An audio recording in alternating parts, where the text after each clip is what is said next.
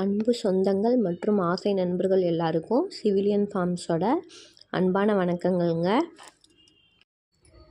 இந்த வீடியோவில் மக்காச்சோளம் பயிரிடல் பற்றி தான் நம்ம வீடியோ பதிவிட போகிறேன். நிலத்தை தயார் செஞ்சு ட்ரிப்போஸ் இழுத்து விட்டு சோளம் நடவு பண்ணி அந்த சோளப்பயிர் வந்து முதல் மருந்து அடிக்கிற வரைக்கும் என்னென்ன பண்ணணும் அப்படிங்கிறத நம்ம இந்த வீடியோவில் பார்க்க போகிறோம். வாங்க பார்க்கலாம். இதுதாங்க சோளம் நடவு செய்யக்கூடிய நிலம். இதுக்கு முன்னாடி இதில் பார்த்திங்கன்னா மக்காச்சோளம் போட்டிருந்தோம். இப்போ மறுபடியும் கொஞ்ச நாள் கேப் விட்டு மறுபடியும் நம்ம மக்காச்சோளம் தான் போட போகிறோம்.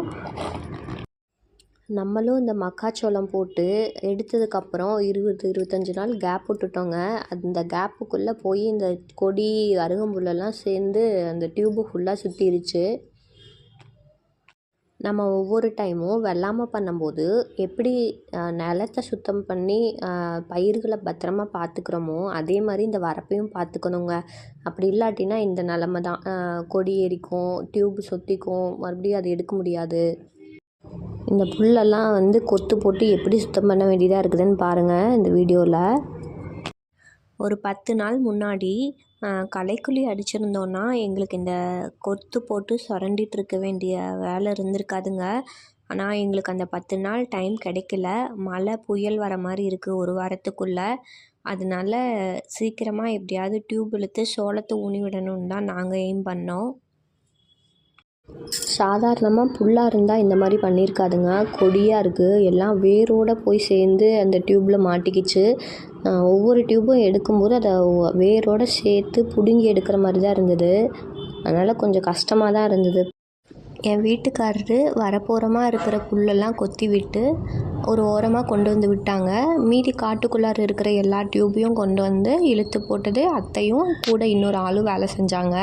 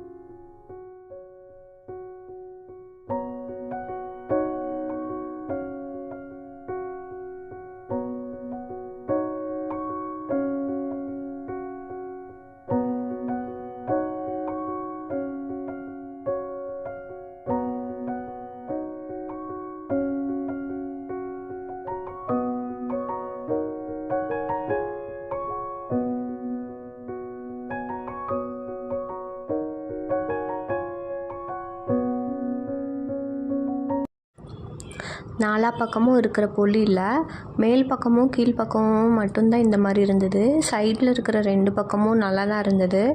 அதனால் 2வது வரப்பு இப்போ சுத்தம் பண்ணுறாரு.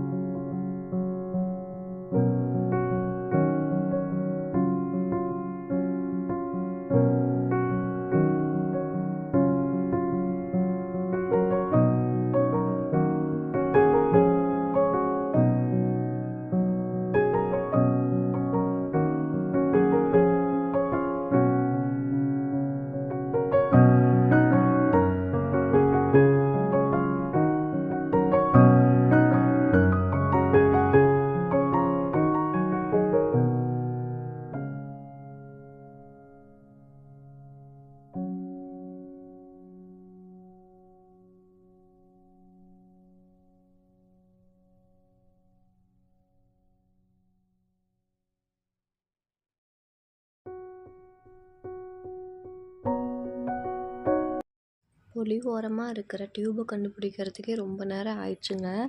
ஏன்னா நம்மளும் 6 மாதத்துக்கு மேலே ஆயிடுச்சு இந்த வாய்க்கால் வரப்பெல்லாம் நம்ம சுத்தம் பண்ணி.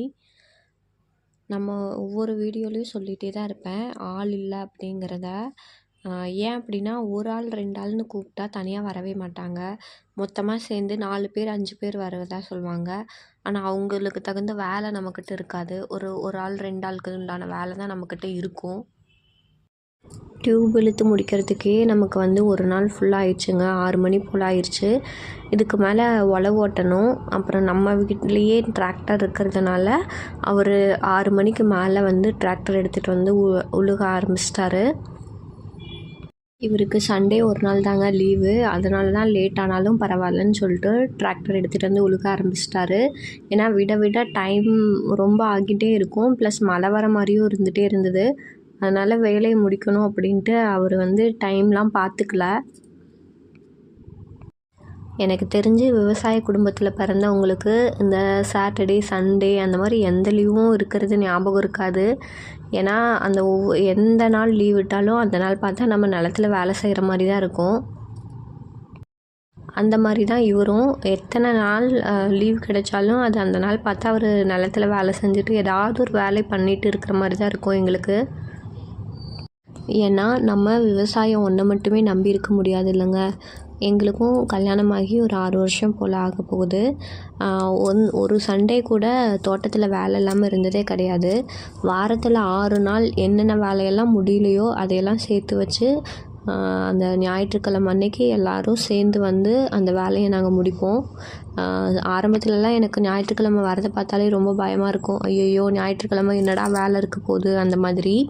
ஆனால் இப்போ அந்த மாதிரி இல்லை. ஏன்னா அந்தளவுக்கு நமக்கு வந்து ஃபார்மில் இன்ட்ரெஸ்டிங்காகவும் அந்த வேலைகள்னால எவ்வளோ பெரிய பலன் இருக்குது அப்படிங்கிறதும் எங்களால் உணர முடியுது.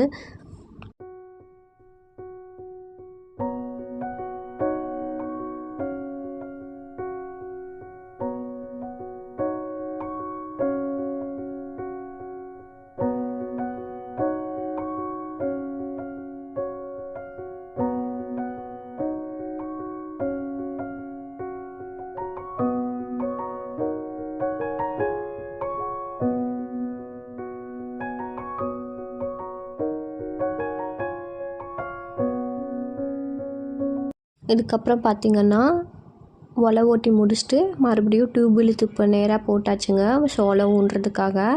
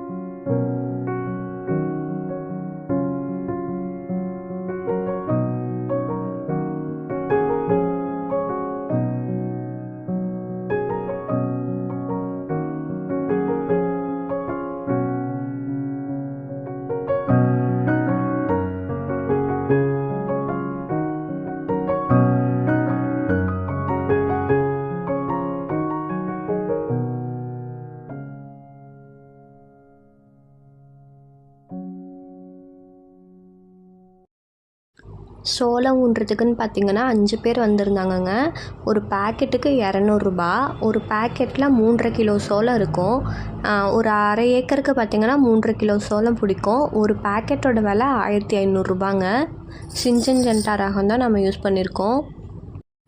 மக்காச்சோளம் மாட்டு பண்ணைக்கு பச்சைத்தட்டுக்கு வெட்டி விற்கலாங்க. அது வந்து ஒரு டன்னு 2500லேருந்து 3000 வரைக்கும் வாங்குவாங்க. இந்த ரேட்டும் வந்து பார்த்திங்கன்னா சீசனை பொறுத்து தான், ஒவ்வொரு டைமும் ஒவ்வொரு மாதிரி இருக்கும். ரொம்ப கம்மியாக இருக்குது அப்படின்னு நினச்சோன்னா கதிர் முட்டை விட்டு வறக்கிறதுக்கு விட்டு சோளம் முழு வளர்ச்சி ஆனதுக்கப்புறம் வெயிட் பண்ணி சோளத்தை உடச்சி மிஷினில் அடித்து வாசலில் காய போட்டு நம்ம சோளத்தை விற்கலாங்க. சோளம் ஊன்றதுக்காக நம்ம முன்னாடியே தண்ணி விட்டு வச்சுருந்தோங்க. புயல் வரும் மழை வரும்னு பார்த்தா எதுவுமே வரல, வெயில் தான் வந்து அதிகமாக அடிச்சிட்டு இருந்தது.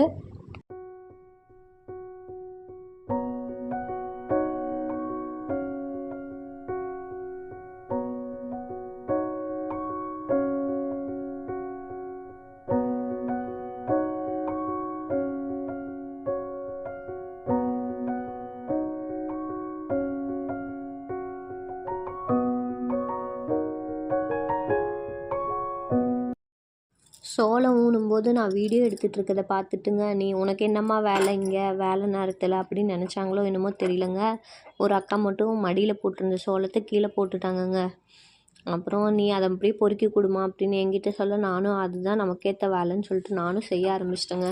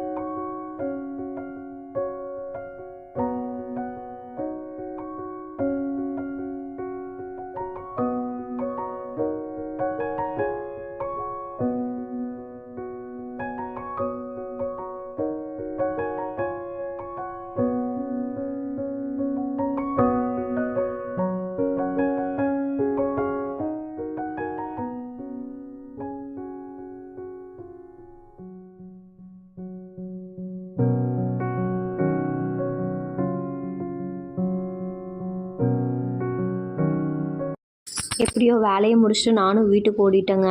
அப்புறம் சாயங்காலம் மறுபடியும் வந்து பார்த்தா 3வது வயலில் அதே மாதிரி ஆளுங்க சோளத்தை ஊனிட்டு இருந்தாங்கங்க.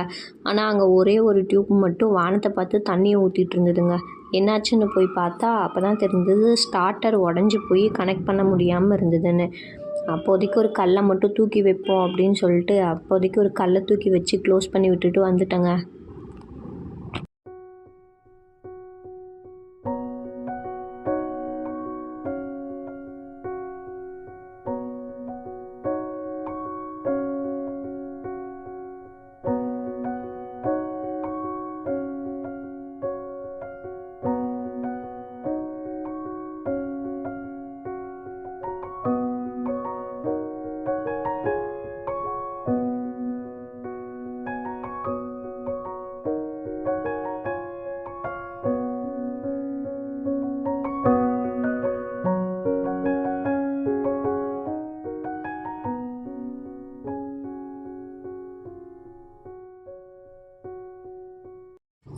அடுத்ததாக பார்த்திங்கன்னா சரியாக 10 நாள் கழித்து வளர்ந்து வந்த சோளத்தை இப்போ நம்ம பார்த்துட்ருக்கோங்க.